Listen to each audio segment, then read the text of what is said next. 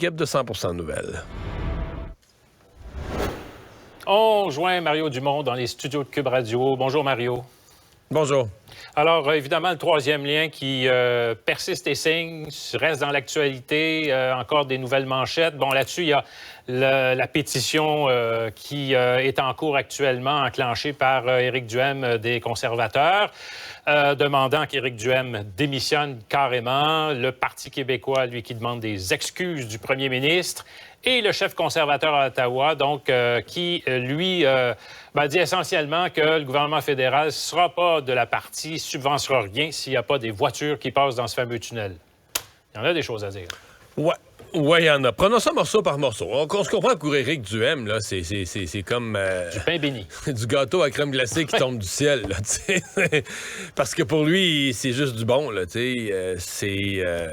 D'abord, c'est un dossier où, là, il se retrouve le seul d'un côté. Dans le fond, maintenant, tu as 4 partis qui se deviennent... Tu sais, sur 5 partis, tu en as 4 qui sont contre le tunnel avec des autos, puis tu as lui qui est tout seul de son camp. C'est toujours un positionnement avantageux, surtout que dans la région de Québec, il y a quand même beaucoup de supporters, plus de la moitié de la population qui supporte cette idée.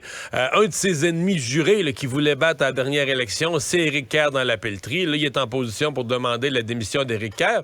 Et dans son cas, c'est gagnant-gagnant, Sylvain, parce que si Éric Kerr reste, là, il va être la tête de Turc sur qui Éric Duhem va taper puis retaper l'exemple du type qui n'a pas de conviction, qui a dit une chose, etc. Et si Éric Kerr venait qu'à quitter, c'est un comté là, vraiment prenable pour Éric Duhem. Éric Duhem se présente là, ses chances de gagner sont vraiment excellentes. Là.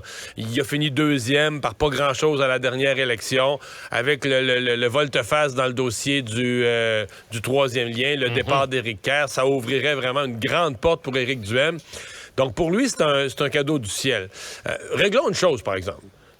Éric Duhem, il veut pas recruter de caquistes. Je veux dire, moi, je considère que quand tu veux recruter quelqu'un, là, débaucher quelqu'un d'un autre parti, là, avoir quelqu'un qui change de parti, puis, la première chose, c'est comme... ce qu'il fait présentement, c'est comme si tu t'en allais à la chasse à l'orignal, puis t'es dans ta cache, puis tu hurles, là, tu chantes l'opéra dans ta cache. Comment tu vas faire fuir le gibier, là?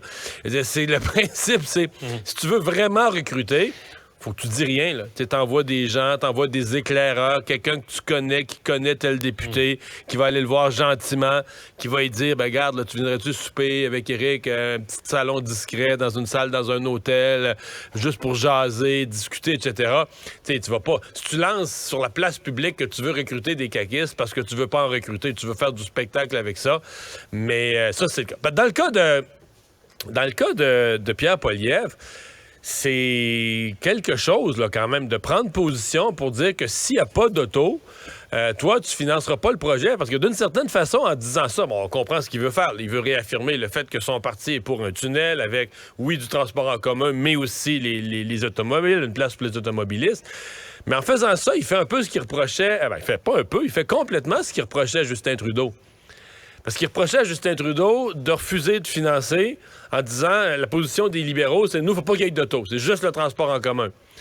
Mais à ce moment-là, les conservateurs disaient Justin Trudeau veut imposer sa vision aux provinces plutôt que d'aider à financer le projet tel que la province l'a conçu.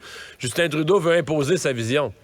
Excuse-moi, mais à l'inverse, là, c'est exactement ce que fait Pierre Poilievre en disant, nous, si c'est pas un projet qui correspond à ce qu'on voit, on le financera plus. Mais une longue histoire pour dire que tout le monde réagit à ça. Là. C'est tellement gros ce qu'a fait la CAQ, c'est tellement gros comme volte-face, c'est tellement grotesque comme changement de position après l'élection. Comme façon d'enterrer un dossier, là, mais de l'enterrer avec rien, là, c'est comme... Je sais pas comment les gens de la CAQ, eux, ont l'impression que c'est géré comme dossier ou qu'est-ce qu'ils voient de ce qu'ils sont en train de faire. Mais c'est un vrai... Moi, j'appelle ça un automassacre là, d'un parti politique envers lui-même. Là. Dans les deux cas, conservateurs et à Québec et à Ottawa, on voit là une chance en or de marquer des points dans une région où le terreau leur est fertile, en plus. Ouais, à une nuance, c'est que les conservateurs les ont déjà à peu près... Les comtés là, où c'est plus populaire, le troisième lien, les conservateurs les ont déjà tous, essentiellement. Peut-être Ottawa, voyez. peut-être un gain ou deux. Ouais, un gain ou deux. Ouais, les conservateurs fédéraux, je parle, ils les ont déjà pas mal tous. Donc, eux, c'est plus de la consolidation. Dans le cas d'Éric Duhem, évidemment, oui. Là, lui, c'est de faire des gains, de percer dans cette région de Québec. Mais en même temps, il faut voir que dans le cas d'Éric Duhem, un peu comme Paul Saint-Pierre Plamondon, lui qui ramène, et ça, c'est bon aussi, là, il ramène un projet de loi sur le rappel des députés, là, sur la révocation d'un député, donc le fait qu'avec un processus, tu puisses enlever un député de son siège. Mais c'est un projet de loi qui avait été déposé par nul autre qu'Éric Kerr. Il y a 10 ans, à l'Assemblée nationale, Éric Kerr avait déposé un projet de loi. 10 ans, bon, là, à l'époque, c'était les libéraux qui étaient au pouvoir. Puis, donc, il y a des gens qui ont trahi la population. Il faut avoir un moyen de les rappeler à l'ordre. Et là, dans quelques semaines, les péquistes à l'Assemblée nationale vont resservir à Éric Kerr, vont redéposer à Éric Kerr son propre projet de loi, mais évidemment, avec le sous-entendu que c'est lui maintenant qui devrait être révoqué. Bon, le moins qu'on peut se dire, c'est que c'est des moments difficiles pour la CAQ. Il y a, tout ce dossier-là, évidemment, qui prend toute la place, le troisième lien.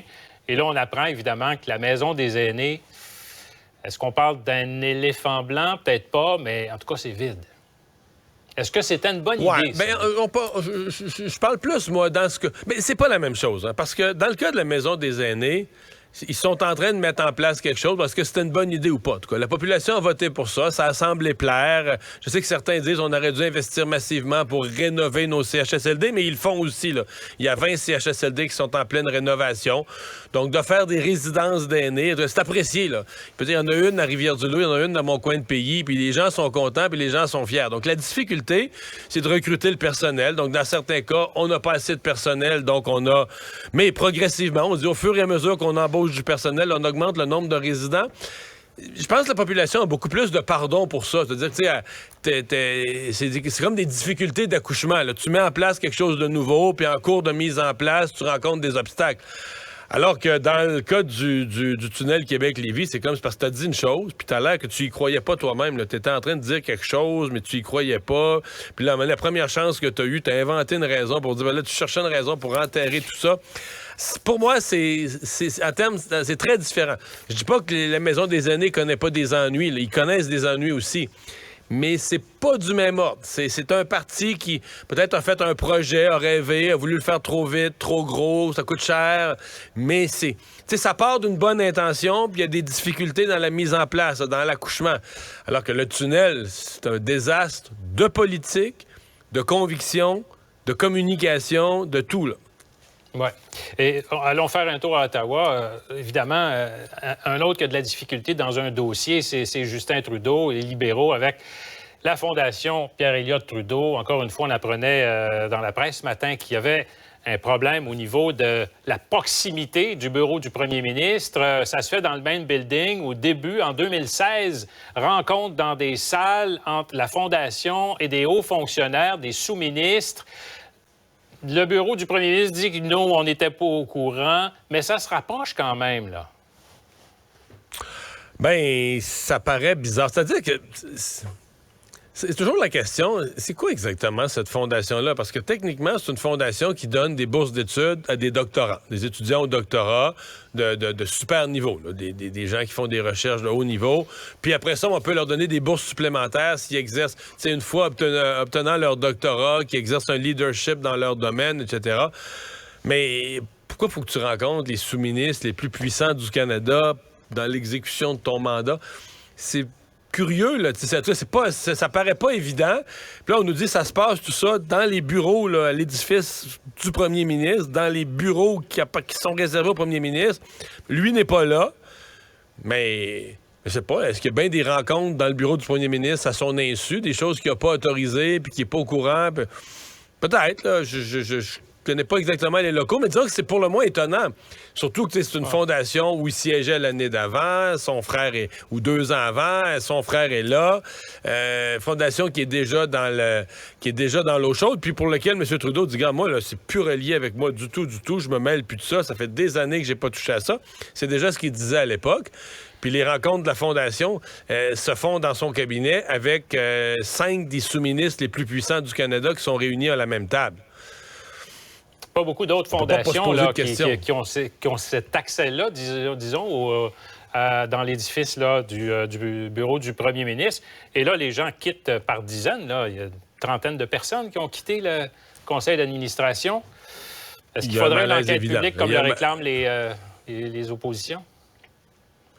Bien, je sais que les bloquistes ont demandé, entre autres, une enquête de la vérificatrice générale parce que cette fondation-là a quand même reçu, on peut dire que c'est une fondation privée, mais c'est une fondation qui a reçu, à son départ, à sa mise en place, des dizaines de millions de fonds publics. Il ne faut pas l'oublier pour partir la roue, partir la fondation, qui a reçu des dizaines de millions de fonds publics. Donc, oui, ça pourrait être justifié que la vérificatrice aille voir ce qui se passe là. Mario Dumont dans les studios de Cube Radio, merci. Au revoir. Il ne mord pas à l'hameçon des fausses